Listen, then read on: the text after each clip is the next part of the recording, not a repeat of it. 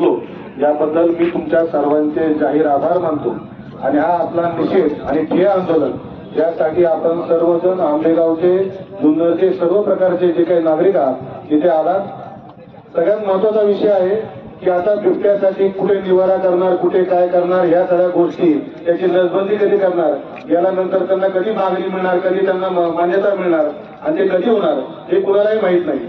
पण यात काय होऊ शकतं, या दोन गोष्टी होऊ शकतात। मी मागील हप्त्यामध्ये आपल्या इथल्या आमदारांना भेटून सांगितलं होतं की जोपर्यंत तुम्हाला ठोस उपाययोजना करता येत नाही तोपर्यंत काही गरजेच्या उपाययोजना आहेत त्या अशा इथे बिबट प्रवण क्षेत्र आहे तिथे भोंग्याच्या गाड्या फिरल्या पाहिजेत की हा क्षेत्र बिबट प्रवण आहे। कोणी एकटे दुसरे घराबाहेर पडू नका। आपल्याकडचे वयस्कर आणि लहान मुलं जे शौचासाठी किंवा इतर गोष्टी बाहेर पडतात त्यांना आवर घाला, त्यांना घरातच ठेवा।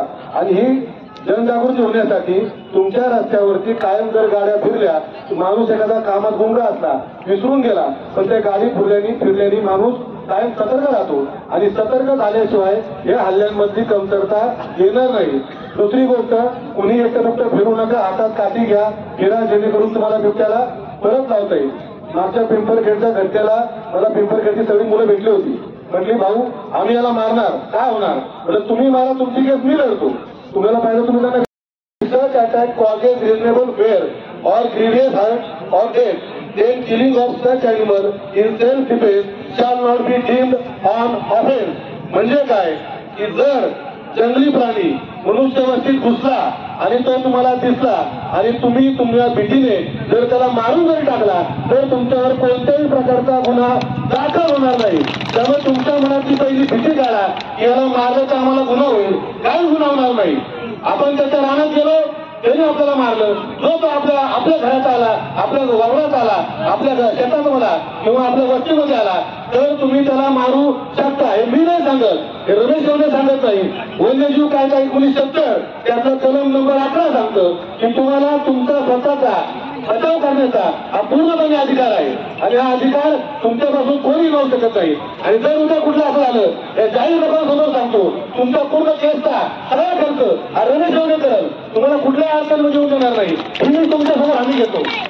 अरे किती वेळा आमच्या मुलांना खायचं, किती वेळा आमच्या आयांना खायचं, तर आम्ही त्यांना मारू शकत नाही का?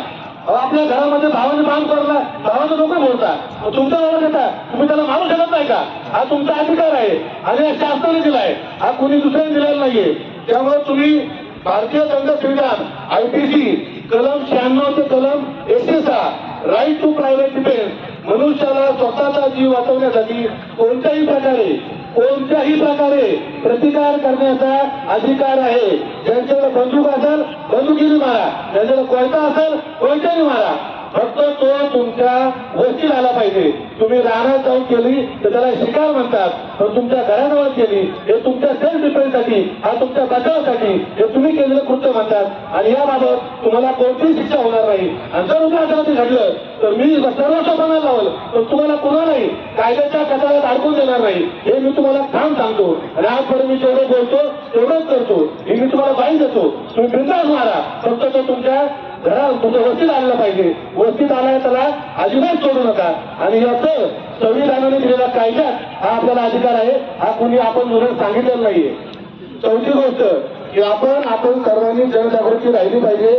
कोणी एकटा दुसरा मुलगा बाहेर खेळताना दिसला तर आपण सांगितलं पाहिजे मला घरी जा, किंवा तुम्हाला कोण वाटलं एकटं चाललंय तुमच्याकडे फोर व्हीलर आहे तर तो घरी पोहोचेपर्यंत त्याच्या पाठीमागे फोर व्हीलरपर्यंत जावा।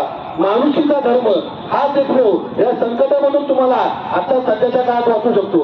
बाकी सरकारचे आश्वासन 25 लाख 50 लाख पिंजऱ्यासाठी 2 कोटी हे सगळे खोटी, कारण त्यांच्या पुढे आहे निवडणुकांचं लक्ष, पण ठरतंय कोण तर आमचे बाल बच्चे ठरतायच लक्ष। मग आता आपण काय करायचंय, हे आश्वासनाकडे दुर्लक्ष आणि आपलं एकच लक्ष गावात आला फिरत्याचा धोका द्या, अजिबात सोडू नका, काय होईल ते आपण बघून घेऊ। आणि सर्वांनी याचप्रमाणे राहा, बंधुतेचा मानवतेचा धर्म बाळगा, प्रत्येकाला मानवतेने मदत करा। आपल्याला दिसतंय की काहीतरी कुठेतरी बिबट्या येतोय तर आपण लगेच फोनवरती त्याच्या परिसरातील ज्याचा नंबर असेल त्याला फोन करून सांगितलं पाहिजे। मी स्वतः सांगितलंय की गावामध्ये रस्त्यांना सायरन लावा, बिबट्या दिसतात सायरन वाजवलं तर कमी त्या परिसरातील सायरन ऐकून जाणारी लोक ती जागृत होती की तो बिबट्या दिसतोय, आपल्याला बाहेर नाही फिरायला पाहिजे।